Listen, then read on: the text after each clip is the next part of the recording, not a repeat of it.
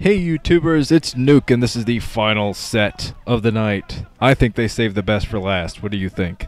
This is Jaedong versus Stork. Oh man, I am giddy. That's the only adjective I can use here. I am giddy for this match. I'm probably going to shriek a lot, much like a 10-year-old girl during this match, and it is just going to be so freaking awesome. Look at these guys. Jaedong looking fired up as usual. Stork looking extremely focused. He is not nervous. He's not happy here. He's not mad. He is focused. And Jaedong twitching as usual. He is very Zerg-like. That's what I've noticed about a lot of Zerg players. They seem to take on Zerg attributes. Twitching, angry, ready to take some blood, some blue blood in this match. But yeah, this is going to be so awesome. So awesome. Here we go. 5, 4, 3, 2, 1. Return of the King is the map. 4-player map. So we'll see what the positions are like. Cross positions. Very interesting. Long distance. Down here at the 5 o'clock position. I honestly just had to look at a clock just now. How sad is that? Down here in Beige. The Zerg player is Jaedong down there. But yeah, it's like it's 2:30 a.m. right now. And I've had a long day running on very little sleep, and I am powered by Mountain Dew right now. This commentary brought to you by Mountain Dew. But anyways, up here at the 10 o'clock in red is Stork. But yeah, this is going to be an amazing match. Both these guys have impressed me beyond belief in this OSL so far. Stork, I cannot believe he managed to get through. After Stork lost to Bisu, I said, okay, it's over. Stork is not going to get through here, but he did it anyway against his worst matchups, Zerg. But man, wow, that's a beautiful picture. That is beautiful. Very, very nicely done. Save me for last. Wow, that's the best poster I've seen so far. I got to take time out and mention that poster because that was amazing. Yeah, Dinosaur versus Jaedong. This is the Tyrant Jaedong versus a bird. But yeah, whatever. Looks like Stork is going for his Forge Fast Expand up there, and Jaedong is sending out an Overlord, scouting both the wrong directions. He's going up there. He's headed up to the 2 o'clock position. Had to look at the clock again. And he's sending an Overlord over at the 8 o'clock position. So he's going to get a pretty late scout here. Since this is a 4-player map, scouting is extremely important. Looks like Jaedong is putting down his hatchery down here, while Stork is warping in his forge. So he's going to put down some cannons and do a typical Forge Fast Expand here. Looks like Stork has finally found Jaedong. He's coming into the base here. He's going to see Jaedong just now putting down his spawning pool. So Stork isn't going to put up cannons just yet. He's probably going to take his Nexus instead. Get that economic advantage. It's always good for a Protoss to be tied up or exceeding a Zerg's number of expansions. That's just how the economics work. Protoss at 2 expansions better than a Zerg at 2 expansions. And here comes the Nexus for Stork. And he's probably going to put down his cannons very, very soon. Looking like standard play from both, while Jaedong is getting up his gas.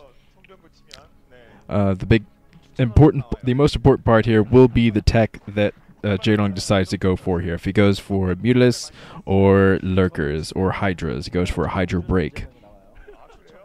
Usually see a lot of bases come up for the Zerg, though, if there is going to be somewhat of a Hydra break. And it looks like Jaedong is going to work off of 2, at least for the time being, while he gets to scout out of his base with Zerglings. And those Zerglings are going to come out here and try to take out that probe. We'll see how long Stork manages to keep this probe alive inside of Jaedong's base. Since Jaedong is so fired up, he looked so fired up before the match, he might even try to put on a little bit of early pressure at Stork's front door. He only has 1 Zergling staying behind to take out that scout, so he's not worried about that scout at all. While he sends his Zerglings up, he's pulling more Zerglings back, going to try to take out the scout and protect his lair from being scouted, but I think that lair was scouted, maybe scouted by Stork. Coming up here at the natural expansion. Second cannon morphing in for Stork, while he puts down his assimilator as well. Here comes the Cybernetics Core at the front, interestingly enough. I'm not sure if that's the brightest idea in the world. It will help Stork kind of block off there and keep Zergling run-bys from happening. But if there is a Hydra push here, it's not going to look good for that Cybernetics Core. I think the Cybernetics Core might go down, but it looks like the Spire's coming up right now for Jaedong. We'll see if he goes Mutilus or Scourge to deal with any early Corsairs here. Another cannon coming down, so it looks like Stork is anticipating at least a Zergling run-by, I think. Might be anticipating a Hydra push as well, since he doesn't know the next tech building that's coming down for Jaedong. He has no real way of scouting it either. He could go down with a probe right now, but I think Jaedong, he has the Zerglings in the map right now. He's looking around for that scouting probe as we speak. There's a Stargate coming down. So Stork is playing very standardly while Jaedong is putting down his third base. It looks like we're going to see a nice long macro game from these players, which is what I was hoping for, since both these guys are so great at mid and late game. To see this matchup go to the late game would just be like a Christmas present to me. It would be fantastic. So I hope it happens. Stargate coming up. Jaedong, he's just coming in here getting a little bit of a scout on what Stork has at his front door. He's not going to try a run by because he doesn't have enough Zerglings to do it. He's not pumping Zerglings. He's probably going to pump... Ooh, Hatchery is coming out. So it looks like that Spire was for Scourge after all.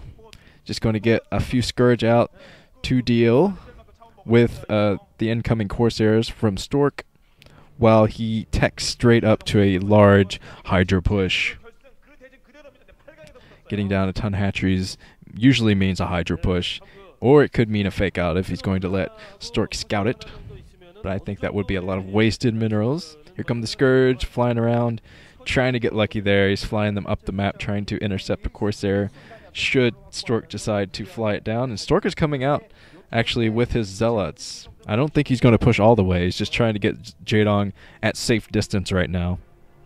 While Jaedong is flying around with his Scourge, trying to find that Corsair. He knows what the Corsair is. He's coming in with his Scourge, and I'm not sure if Stork's going to let this Corsair go down or not, but I'm sure he's watching it, and he pulls it away. Jaedong could have taken down that Corsair if he hadn't have flown back like that.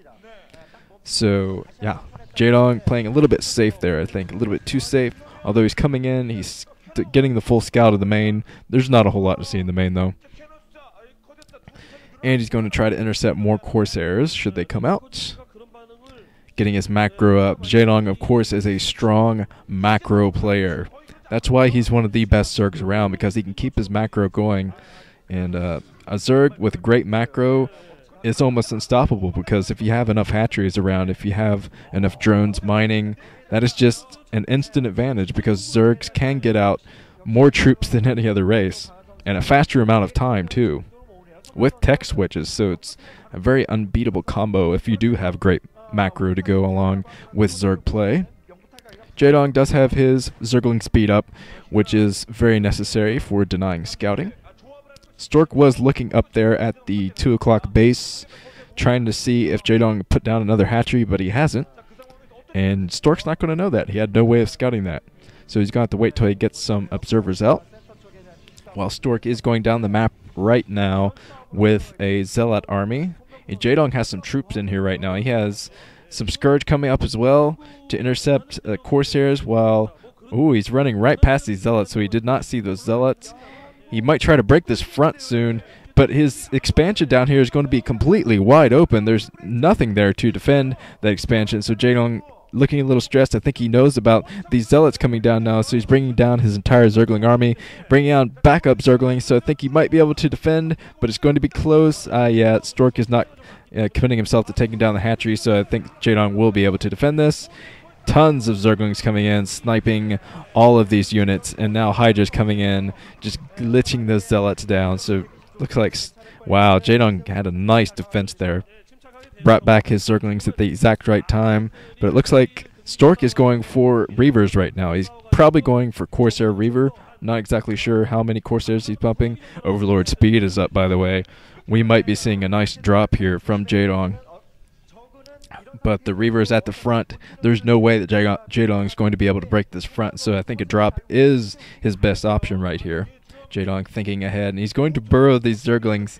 This is a very interesting play that Jaedong knows about. Oh, I was going to say Stork knows about these burrowed Zerglings now because the Zerglings burrowed right in front of those Corsairs. So Stork knows about all these scouting Zerglings that are around his base right now.